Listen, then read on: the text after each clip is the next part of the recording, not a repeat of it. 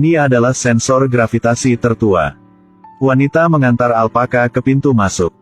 Alpaka baru berjalan 56 langkah. Akibatnya, tiba-tiba, dalam sepersekian detik, itu dihancurkan menjadi daging oleh mesin. Jalan setapak ini hanya dapat menahan berat kurang dari 5 kg. Kalau mau mesin berhenti, harus menekan tombol setinggi 2 meter di lorong. Begitu sekelompok orang ini mendengarnya, mereka mengira butuh tongkat panjang untuk menekan tombol.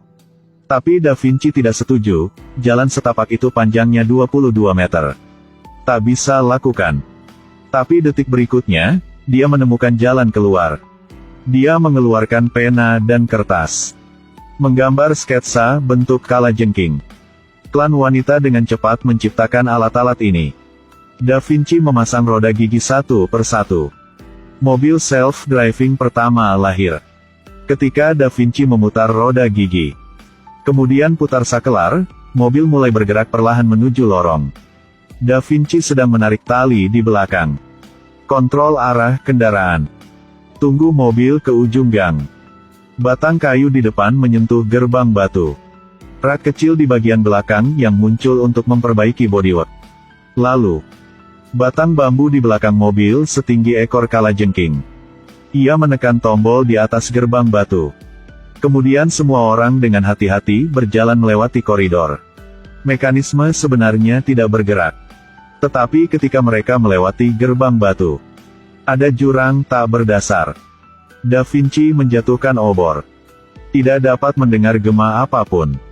Melihat jembatan batu yang lebarnya kurang dari 1 meter melintasi jurang, Da Vinci dengan hati-hati melangkah maju. Lensa dengan segitiga hitam. 100 lubang kunci dari rasi bintang yang berbeda diatur dengan rapi di atasnya. Da Vinci berusaha meletakkan kunci di tengah gembok. Putar sedikit lagi, putar sedikit lagi. Bola mulai menyusut perlahan. Lampu kecil di persimpangan jatuh ke tebing seiring suara. Semua orang sangat panik. Setelah Da Vinci melihatnya, ia terburu-buru mengawasi. Dia menemukan bahwa jumlah di setiap baris adalah bilangan prima.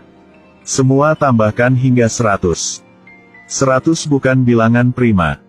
101 adalah bilangan prima. Jadi dia langsung menyimpulkan. Di tempat lain, ada kunci lain disembunyikan.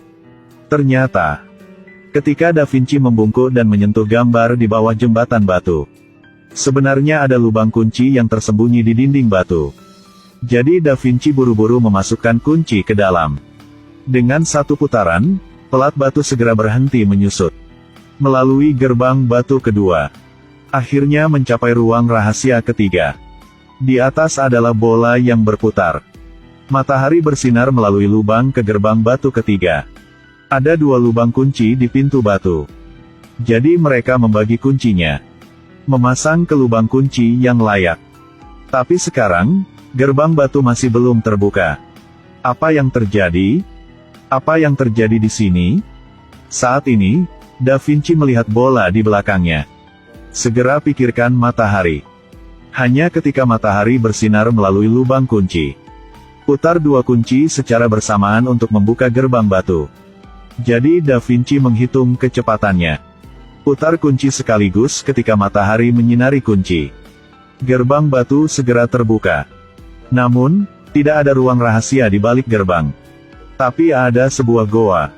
Da Vinci pergi ke ujung gua. Di ujung, ada jurang maut. Dia bertanya-tanya tentang hal ini. Da Vinci tiba-tiba mendengar seseorang memanggil nama panggilannya. Dia berlangkah ke sana. Memang ada suara berasal dari dinding batu. Tapi tidak ada lubang kunci dan sakelar. Mereka nggak bisa membuka. Pada saat ini, Da Vinci melihat bola porselen berserakan di tanah. Jadi dia meletakkan batu porselen di alur batu. Tapi tidak peduli apa yang dia lakukan. Itu juga tidak memiliki reaksi. Ia pernah lihat lukisan ini di suatu tempat. Ini adalah lukisan Mona Lisa yang terkenal di dunia. Dan ada 2 angka 7 dan 2 yang tersembunyi di bawah pilar batu di belakang. Jadi Da Vinci memikirkan ide. Susun bola dari angka 7 ke 2. Benar saja, itu terbuka. Ada patung perunggu di dalamnya. Saat Da Vinci perlahan mengeluarkan patung perunggu itu, patung perunggu itu tiba-tiba berbicara. "Saya adalah ibumu." Ternyata, ini adalah pesan dari ibu Da Vinci sebelum dia meninggal. Setelah mendengarnya, tiba-tiba ada panah tajam melesat ke patung perunggu. Mereka adalah orang-orang dari klan yang mengejar ke sini. Mereka juga mau merampoknya. Semua orang melihatnya. Ambil payung yang sudah disiapkan. Terjun menuju jurang. Lompat ke turun. Payung yang ia memegang tertiup angin. Da Vinci menggenggam erat payung itu. Akhirnya, dia mendarat dengan selamat di hutan. Pada saat ini, semua orang tercengang. Apa yang mereka pegang di tangan mereka? Wakakakakak.